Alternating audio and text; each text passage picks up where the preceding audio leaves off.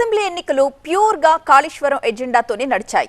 కాంగ్రెస్ గ్యారంటీలు బీఆర్ఎస్ హామీలతో ముందుకు వెళ్లినా కూడా ప్రచార పర్వం మాత్రం మేడిగడ్డ సెంట్రిక్ గానే సాగింది. ఇప్పుడు పార్లమెంట్ ఎన్నికలు వచ్చినా కాళేశ్వరం సెంట్రిక్ రాజకీయాలే నడుస్తున్నాయి. టీవీ9 కి కేసీఆర్ ఇచ్చిన ఇంటర్వ్యూ ఒక సంచలనం అయితే ఆ వేడి ప్రత్యర్థులకు ఇంకా గట్టిగా తగులుతూనే ఉంది. ఇటు రాజకీయ విమర్శలు సాగుతూ ఉండగానే జ్యుడిషియల్ ఎంక్వైరీ మొదలు కావడం వివాదం కొత్త టర్న్ తీసుకుంది.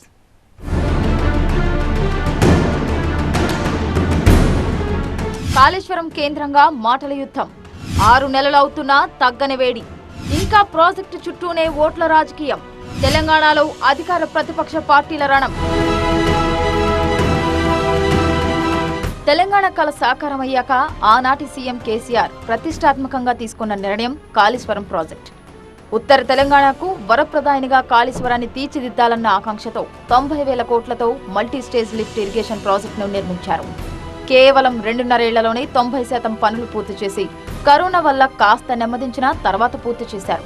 అప్పటి నుంచి కాళేశ్వరం ద్వారా నీటిని అందిస్తూ వచ్చామన్నారు మాజీ సీఎం కేసీఆర్. ఇక్కడి వరకు ఒక లెక్క. నాణానికి మరోవైపు ప్రతిపక్షాల వాదన వేరేలా ఉంది. కాళేశ్వరాన్ని సొంత అవసరాల కోసం నిర్మించుకున్నారని, దాన్ని ఏటీఎంలో వాడుకున్నారు అంటూ గత అసెంబ్లీ ఎన్నికల్లో కాంగ్రెస్ భారీగా ప్రచారం చేసి సక్సెస్ అయింది. గెలిచిన తర్వాత మేడిగడ్డ బ్యారేజ్ కు వెళ్లి అక్కడ పగుళ్లను పబ్లిక్ కు చూపెట్టి కాళేశ్వరం పరిస్థితి ఇది అంటూ సీఎం రేవంత్ పెద్ద ప్రెస్ మీట్ పెట్టారు. అక్కడి నుంచి అడుగడుగునా అధికార ప్రతిపక్షాల మధ్య మాటల యుద్ధం కొనసాగుతూనే ఉంది. ఇప్పుడు మాజీ సీఎం కేసీఆర్ టీవీ9 స్టూడియోకి వచ్చి కాళేశ్వరంపై వివరణ ఇచ్చే ప్రయత్నం చేశారు. కాళేశ్వరం అనేది పెద్ద ప్రాజెక్ట్, ఇందులో చిన్న భాగమే మేడిగడ్డ అన్నారు. అలాంటి మేడిగడ్డకు ఏర్పడ్డ పగుళ్లను బాగు చేసుకోవాలి గాని ఇలా గాలి కొదిలేసి రాజకీయాలు చేయడం వల్ల పంటలు ఎండుతున్నాయంటూ మండిపడ్డారు. ఆ టైంలో దొరికేటువంటి 75-100 టీఎంసీల నీళ్ళు తీసుకొని ఈ మీదికి పంపిస్తూ ఉంటాం. ఈ పంప్ హౌస్ ద్వారా, ఈ మల్టీ స్టేజ్ లిఫ్ట్ల ద్వారా పంపించుకుంటూ చార్జ్ చేస్తూ ఉంటాం.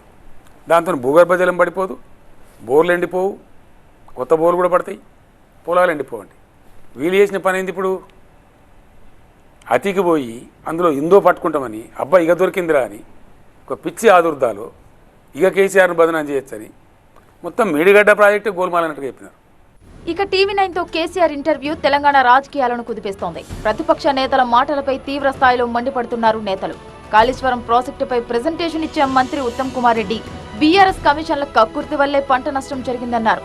అంతా తనకే తెలుసు అన్నట్లు టీవీ9 డిబేట్లో చెప్పారని, అంతా తెలిసిన కేసీఆర్ అసెంబ్లీలో చర్చకు ఎందుకు రాలేదని ప్రశ్నించారు ఉత్తమ్.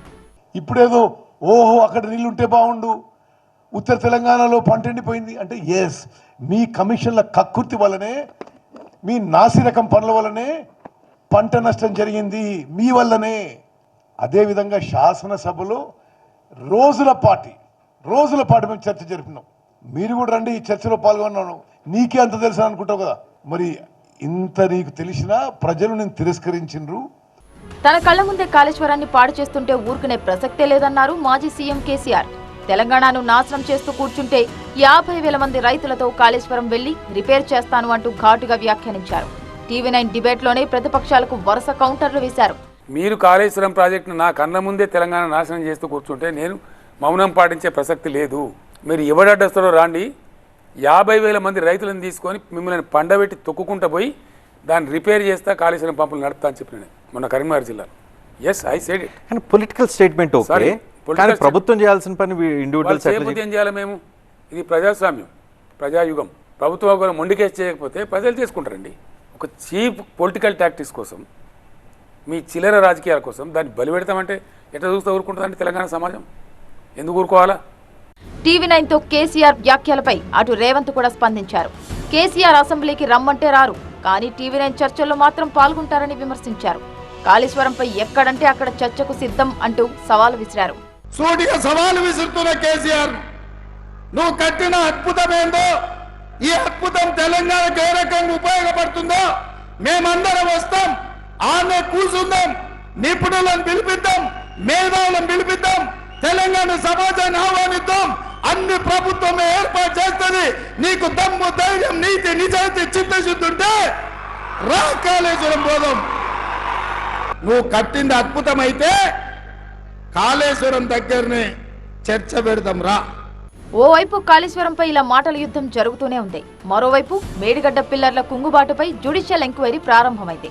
ఇరిగేషన్ అధికారులతో చర్చిస్తున్నారు. సుప్రీంకోర్టు మాజీ జస్టిస్ పినాకీ చంద్రఘోష్ మేడిగడ్డను సందర్శించి అధికారులను కూడా ప్రశ్నించే అవకాశాలున్నాయి. మరి ఈ ఎంక్వైరీకి గత పాలకులతో పాటు ప్రస్తుత అధికారులు మంత్రులను కలుస్తారా అనేది త్వరలో తెలుస్తుంది.